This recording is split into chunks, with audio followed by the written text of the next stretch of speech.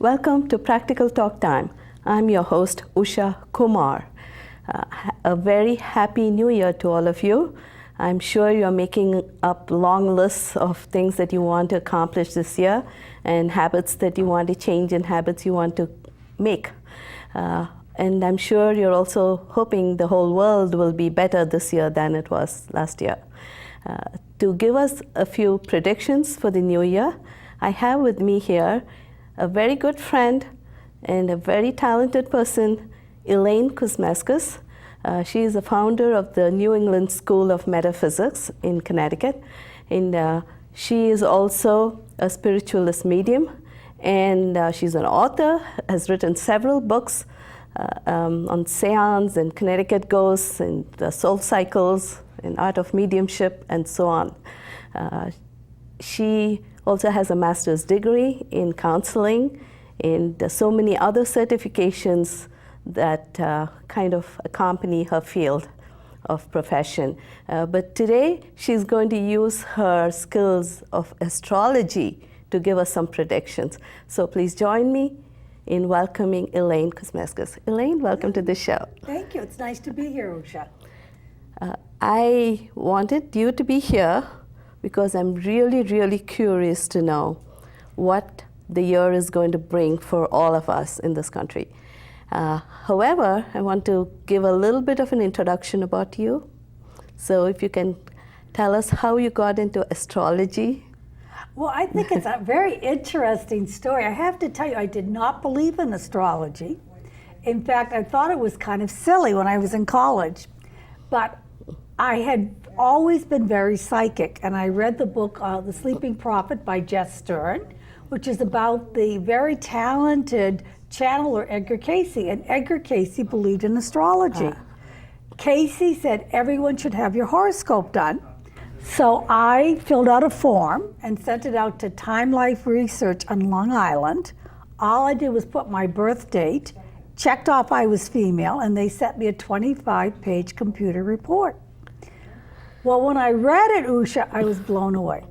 First of all, it said that I was very intuitive and psychic, that I would be very close to an Aquarian, and my mother was an Aquarius. But the thing that I was the most surprised or stunned by, it said I would not be close to my father after the age of 8, which was right in the money.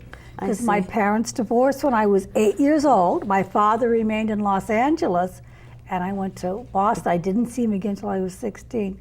And I thought, how can a computer know that about me? Oh, it's not the computer, right? I know, but I said, how could it do it? So for those who don't know what a horoscope is, can you just tell very briefly what it is? A horoscope is a picture of the heavens at the exact moment you took your first breath.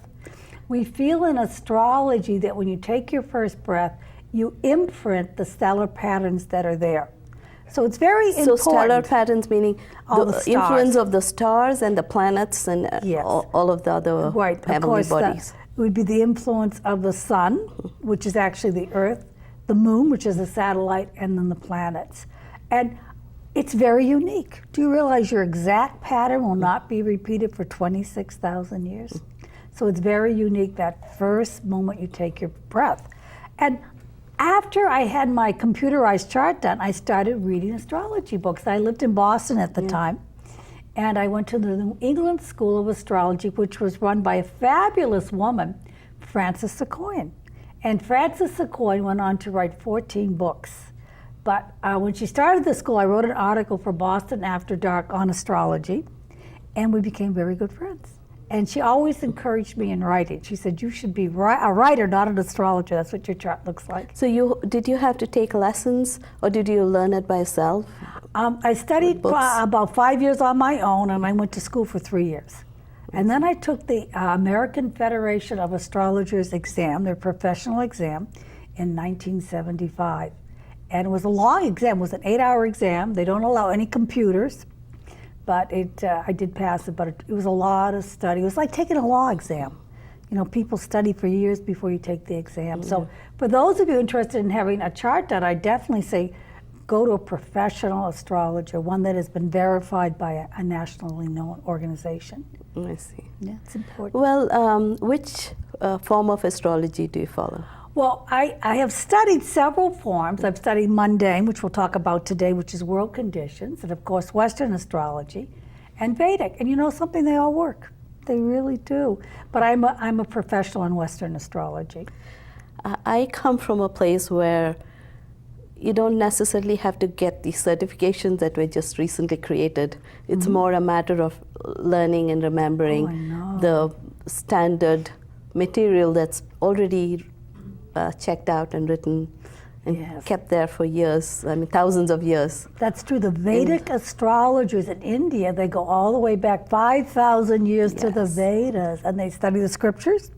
They also study palmistry, and they study the stars. So they look at a lot of different things. Yeah, it's amazing how 5,000 years ago they had calculated exactly where all the stars would be in the sky and where all the planets would be moving.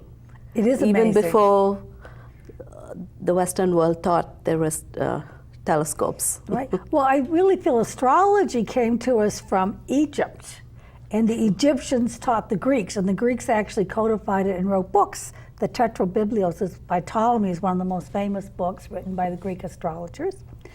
But from the Greeks taught the Romans, and the Romans brought it into the West. So it's had a very long history. What we do in modern Western astrology, we actually go back to the Tetrabiblios written by Ptolemy, and we use a lot of the English astrologers too. And we're very fortunate nowadays with the internet. You can get all these things on the internet, all these wonderful books. Yeah. So when you make a prediction based on astrology, it's based on, and especially when we are going to do the 2015 predictions, we're going to do it based on the chart of the USA. Right, absolutely. The United States became a separate country when the last delegate signed the Declaration of Independence. And as far as we can find out, we felt it was at 2:16 in the morning on July 4th, 1776. So at that exact moment, we became a nation separate from England. And in our chart, we have a very interesting PowerPoint. We are born July 4th, so we are a Cancer nation. And think of it, don't we feed the whole world like a Cancer? Cancers are the mothers of the zodiac. And we have the vast wealth in our country because the three benefics, the sun that shines, Jupiter which expands, and Venus which sweetens is in the second house of wealth. So we're a very wealthy country. And then we have our moon in Aquarius. And Aquarius represents the people. So we are a country by the people, for the people, and of the people. So we are very much a democracy. And I used to say to my children when they were growing up, the family is a democracy. Everyone gets their say, but not everyone gets their way. That's so true, and that's happening with the country too. Right, everyone wants their say, but they have to remember not everyone's going to get their way. Yeah. Last year, you made some predictions. Yes. Based on astrology. So people have to understand that when you make astrological predictions, they are strictly based on the way the stars were before and the way they are aspecting each other and the natal chart at this point. Absolutely. And then there are also predictions made by mediums and psychics, and those are different, right? They're often done by a different method. But if you look on my website, www.theartofmediumship, every month I post the moon cycles. And this fall, one of my predictions was that gas prices would go down, and they have gone down, so that came true. Also, I have a media section on my website, and if you go to the Paranormal View in January of 2014, I did say that our economy would be a repeat of last year, that it would be slow growth, and that there may be riots in the major cities. And I think that has come to true with problems with Ferguson, Missouri, New York City, and Los Angeles. And I also said very strongly there would be slow job growth. And we have had some improvement. I'm glad the unemployment has gone down. I only wish they were full-time jobs with good benefits, but it has, at least it's gone down. So those are the major hits. I had a few misses. I believe in telling the whole truth. Yeah. I'm very surprised we don't have more riots in Miami. I see. But we don't. I also felt there may be more problems in Southern California, but we didn't seem to have significant problems, especially the Baja area.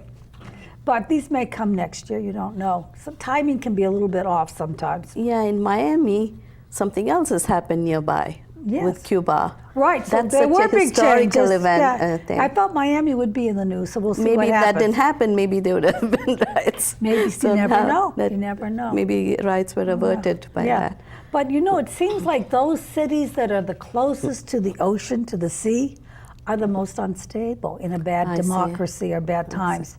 So that's why I always look to see what's happening in London, Miami, Los Angeles, New York Cities by the Atlantic Ocean, Boston, and also San Francisco. Watch those areas first because they tend to be more volatile.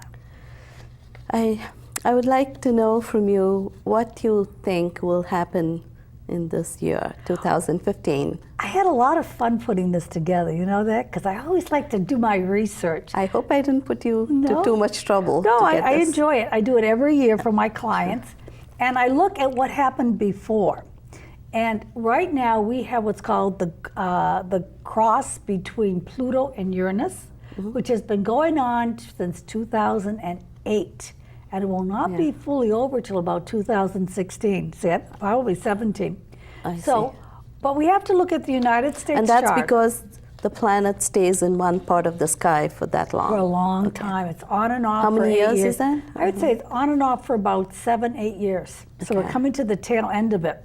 But anyway, Pluto, the planet of change, revolution, is opposing the U.S. sun. So we are being forced to change, like it or not. Now look when at did what's that happened. get into that position? That's been there for about a year.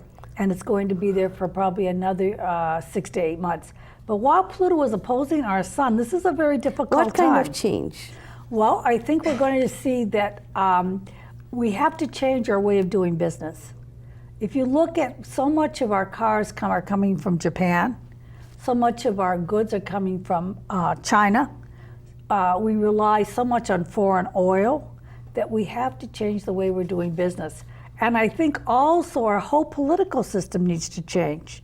And I don't know exactly what they're going to do, but there's got to be more inclusiveness. Right now, it's too many haves and have-nots. But this year, haven't we already changed some ways with the oil? We have. To be less dependent on foreign oil? I think one of the things that will get us out, and we will come out by 2018, I promise you, will be less dependence on foreign oil. And believe it or not, in 2017, we're going to have tariffs. And what is that? Tariffs on foreign products. Oh, more so than we do now. Okay. So it'll be more of a level playing field. I see. And for the young people, I do see in the next 3 years the draft coming back. I teach at a college, and I sometimes say, you know, the draft could come back, and the students say, well, what is that, Mrs. Kuzmeskus? Because it wasn't there for a long time. I said, well, this is when you are obligated at 18 to sign up for the armed Military services. work, Military. But I think it's going to be different. I think it will be, we have a choice of military or volunteer in the country, but we do need more volunteers if we're going to reverse the present trend. Now, I also look at what happened in the past, and one of the big changes in the last 2 years is the planet Neptune, the planet of mysticism and medicine and intuition, has gone in the sign of Pisces. Now, we look and see what happened the last time Neptune was in Pisces, which was in the 1860s. We had some incredible things happen, and I think the other incredible things will repeat. We had the birth of spiritualism, the birth of theosophy, new thought, and using the mind. Psychology came into being. We also had tremendous advances in the 1860s in medicine.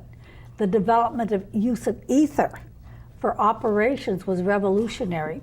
And also, we did have the Civil War. So now that Neptune is back in Pisces, I'm predicting a repeat. And they're very different things. One Very is different. Spiritualism, religion. Right. Very different. Then the other thing was medicine, right? Medicine, huge advances in medicine. Technology. So let's start with the positive. I think there'll be huge advances in medicine in the next 5, 6 years, primarily in targeting cancer cells, so that cancer will be almost curable. I also feel tremendous advances with the treatment of diabetes, which is rampant. Do you realize 1 in 6 Americans has diabetes? I see. It's a very big problem. That's going to improve. And I also feel that our intuitive knowledge of the other side will improve. Just look at books such as Proof of Heaven by Dr. Eben Alexander. I was teaching a parapsychology class about 20 years ago, and I said to the students, I really feel that someday they will prove there's life after death. And they said, well, how will they do it? I said, through the coma patients, because so many coma patients come back with incredible near-death experiences. I think this will be very good. On the negative side, we are seeing, as we speak, the end of 2014, more problems with race relations. That's going to continue into 2016. Primarily because it's really a battle between the haves and have-nots. Those who are not given enough pay, benefits, help, and those who have quite a bit. So that's going to continue. Almost it's like the death of meritocracy. You know? Sometimes, yes. Right? Yeah. Now, we also have some good things coming, too, I should tell you. I think it's going to be slow. January and February are going to be slow because the planet Uranus is conjunct the South Node, which is considered to be the cup of karma. It's considered to be like bad luck. The South Node is not a planet, but it's a point. And what happens when it hits the South Node, it's a reality check. If you haven't been paying your bills, the bill collectors are going to be knocking on your door January and February. And I think you'll see a lot of businesses going out in February. They'll just make it through the Christmas season. This is because of Uranus on top of the karmic South Node, or what I call the debt collector. So that's coming. And it can come suddenly. Suddenly, yes. But it's only until about the end of February. And then I'm happy to say, I like happy news, don't you, Usha? Oh, yes, definitely. Uranus, which is... We want to look forward to all the happy stuff. I know. Uranus, which is change, will be trining Jupiter, which is good luck. So I think the spring will be better. And I think a lot of people sense that quite correctly, that the government is getting the message, and they're going to put some new programs in. By the way, I am neither a Democrat or a Republican when I do my astrology. I just look at the planets. But I do think the Democrats are going to try to get some new programs to help the youth. And it'll come in the form of jobs, a job stimulus bill, more money for education, and of course for law enforcement. I think also this will be very good for the cities. We'll get a little extra help that they need. And then Jupiter being in Leo, this is good for the young people. And that's why I think education's going to be emphasized in 2015. And also we will find that it's very good if your investment, I think by late spring, early summer, that I think metals should start to go up. Because you know, silver and gold are very low right now. Yes. People that invested have lost money, but I think it's coming back, so hold on. It may not be up at its highs, but it will return. And I think it's very important to realize that we look at trends or cycles. And one of the important things is Jupiter, wherever Jupiter is, it kind of brings a little bit of a spotlight. And Jupiter is now spotlighting the sign of Leo. So people born under Leo should have some good luck. There should be more travel, more disposable income for luxury, such as jewelry, and enjoyment of entertainment. And I think it's going to come in the form of lower gas prices where people have a little bit more to enjoy life. Also, of course, airfare should go down along with it, so people will be able to... That will help them with the travel plans. That will be good, too. And then to finish the year off, Jupiter goes into Virgo in September. And at this time, we're now highlighting things that have to do with Virgo. And Virgo rules the job force, labor unions, the food supply, and I think they're going to do something to tackle some of the issues with the water, improving the water supply, working with GMOs, genetically modified grains, to get some kind of labeling or handle on that. And also, I think there will be an increase in the minimum wage. I do predict... All of these sound good, really. They can be. I do predict minimum wage going up, yes. And I think that it's only fair that people that work receive a workable wage. How about war and peace? Are we going to have peace? Well, that is such a big question, isn't it? I know you didn't mention, in some years we concentrate on that because of the way Mars and Uranus and all these come in. So this year, probably we don't have that kind of a scenario. I think watch and see what happens in late February in the Mideast. That'll give us an idea of how the year is going.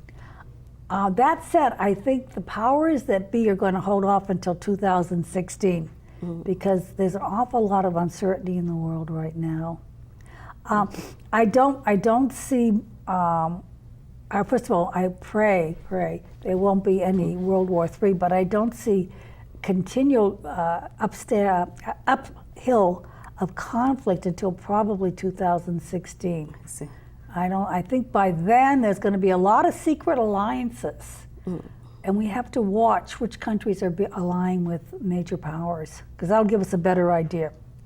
I think if there is war, I think we have to be very careful of China and also some of the Mideast countries. Another thing I was looking at was the weather. Are we going to have any major problems with weather? I sort of tuned into that intuitively, but I feel there could be drought in June and July. Okay. Because I did see in the United States charts the price of food going up, especially grains in the fall. Oh. So that could be drought. And you know, it's always a balance. Did you realize that? When there's drought one place, there's often a lot of rain in the other. So I think there could be some, I would predict drought June and July in the Midwest and Western states. And I would predict flooding and hurricanes in August, September on the East Coast. I know it's general, but that's as far as I could get with it. That's wonderful. So all of this came from your astrological analysis. Absolutely. Do you have any, like a psychic kind of intuitive analysis of the year? Know, I kind of like to get an idea of what's coming on intuitively. And one of the things that I feel very strongly is hope is on the horizon. I feel that people are beginning to sort of take more practical attitude toward life. Okay. I think people have doubled up. I think they're trying to use less gas. I think they're trying to have strong communities. And I feel that there's a new spirituality coming in, which is very important. And I would think certainly within the next, by the end of this coming year, 2015, you're going to see more people going back to what I call not only organized religion, but other faiths such as Buddhism, Hinduism, which will be good. I think there's going to be a renewal of faith. So I think that'll be very important. Oh, that's very interesting. How about health? Health, I feel that I think the United States leads the world in terms of technology and medicine, and we're going to continue to do so for many years. Yeah, but then a lot of people are afraid to even go to the doctor because they would have. Yeah, it costs a lot more here than anywhere else in the world. I know. I think that not this year, but 2016, when the new president gets in, they're going to tackle that. The sad thing about affordable health care, it is unaffordable for some people. So I think they're going to have to work on that. Definitely. Yeah. It's sad. I mean, we are one of the few industrialized nations that doesn't have truly affordable health care.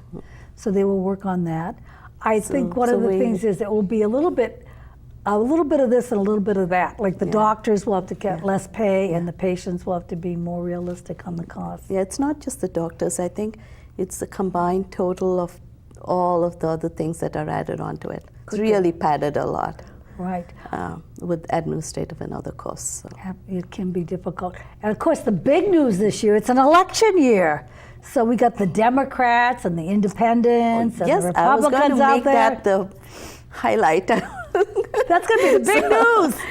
Is the election But then year. In astrology, they always say no matter how strong a person's chart is, you can't predict that person is going to win unless you know the opponent's chart as well. Absolutely. Because if that person's chart is even stronger than this one, then you never know. The other person can win. So who do you think will be the contenders? I looked at several charts. I looked at Mitt Romney's. I'll start with the Republicans, Jeb Bush, and Chris Christie. And the weakest chart was Chris Christie's because he's a Virgo, but his moon is in Sagittarius. Loves to talk, and maybe talks a little too much sometimes. And Saturn is right on his moon, and that is not good for public relations. Yeah. But he's young enough; he could run down the road. You only have a couple minutes left, so. Okay, and the best of the Republican charts I thought was Jeb Bush. So if Mitt Romney steps aside, I think Jeb Bush has a good chance. I see. The only Democrat I could pick up right now is Hillary Clinton. I think she's very smart. I don't think she'll declare her candidacy until April, May. She'll keep see. us waiting. But I think the women want to see a first woman president, and I think her husband will help her quite a bit, I see. Bill Clinton. So we'll see. So chart-wise, it's... Yeah, those are the two I'm predicting at this time. Do you know, in 2011, I did predict Obama would get in, I see. and no one else, very few people did, but I thought he had a good chart. Very good. So And we'll then- see what happens in then the in- next election. Well, we have all this on tape, and so people Right. are going to check with you. and And what do you have here? This for is my book. It's a 500-page book on astrology. It's the result of 30 years of studying the subject. As I said, I started as a skeptic, so I spent a lot of time researching it. And in Soul Cycles, it tells you how you can read your own horoscope and how to do predictions. So those of you who are interested, beginners as well as intermediate students, might enjoy reading Soul Cycles. And So one can take their own charts and say, okay, this is how the next year is going to That's be right. for me. So I hope you'll enjoy that. And I also, my website is www.theartofmediumship.com. And there's lots of information on astrology. I have an astrology blog. Every month I put the moon cycles and predictions. And I do it month by month. So it's kind of fun to see what each month brings. Thank you very much, Elaine. That was a wonderful analysis of the U.S. chart and a wonderful list of predictions. You kind of touched upon all the major categories and subjects that people would be interested in knowing Right. what's going to happen in the new year. And thanks for all the positive predictions, hopefully, so we can start off with some motivation. Right. And then we'll have enough spirit to tackle the difficult areas. Right, and those people who don't have it, watch March. March will bring a new energy in for So all for of us. each person, it'll depend on the country's chart plus their chart. Absolutely. Combined. Yeah, so I do general predictions because that applies to Yeah. Thank you very much, was Elaine. fun. And please do come back, I and will we'll talk enjoy about it. some of your other talents. Thank you very much. Thank you all for watching. I hope you enjoyed the show. And again, Happy New Year. Until next time, goodbye.